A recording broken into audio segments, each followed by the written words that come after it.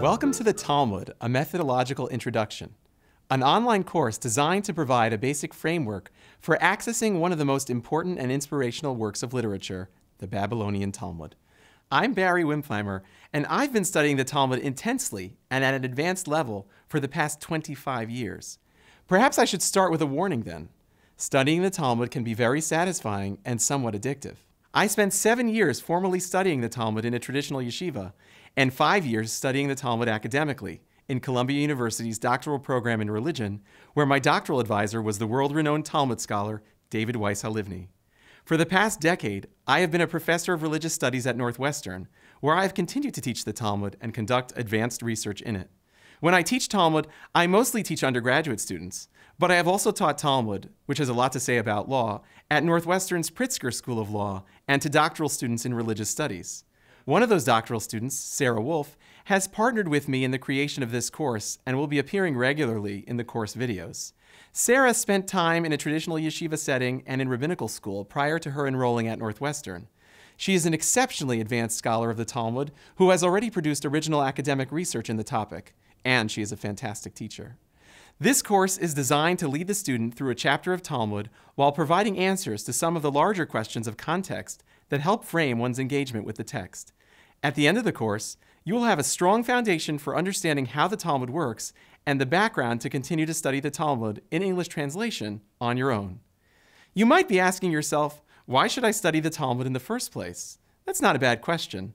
There are lots of things one could do with one's time. Permit me to make a case for studying the Talmud, though. How many works of literature do you know that were written 1,500 years ago and have been studied continuously and intensely by a community ever since? What other writings have formed the basis for a religion's beliefs, practices, mythology, folklore, and wisdom? Perhaps instead of telling you about the Talmud, I should let the Talmud speak for itself.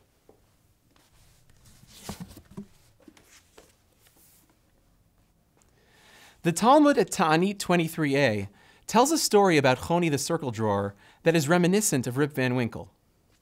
Choni is walking along and sees someone planting a tree that will take 70 years to grow.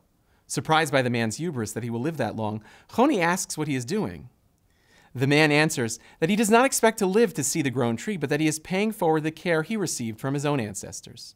Just as they planted for him, he will plant for his children and their children.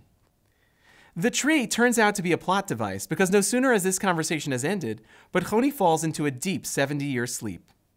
When he wakes up and sees the grown tree, the age of the tree and the identity of the farmer who is benefiting from its fruits are the indicators that he has slept for 70 years. Returning to his own home, Choni discovers that his son has passed away and his grandson is now master of the house. Returning to the study hall where he would have studied, he finds none of his old colleagues but new scholars who invoke Choni's name in their studies. Realizing that he has no peers, Choni prays to die and is granted his request.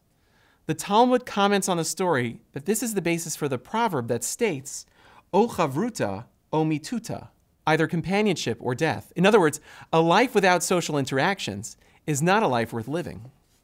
Talmud has traditionally been studied in a chavruta, the same term that the proverb contrasts with death, only this time the word companionship usually refers to one's study partner. For Talmud scholars, the chavruta relationship is one of the most intimate and special, for chavruta partners are companions on a journey to acquire knowledge. With this course, I invite you to become my chavruta, my learning companion, on a journey to acquire the knowledge of the rabbis who produced one of the great works of world literature. Like the farmer in the story, I have benefited from those who planted before me and made it possible for me to study the Talmud and learn from it. This course pays that forward and will hopefully inspire you to further the tradition of engaging with this timeless and classic text.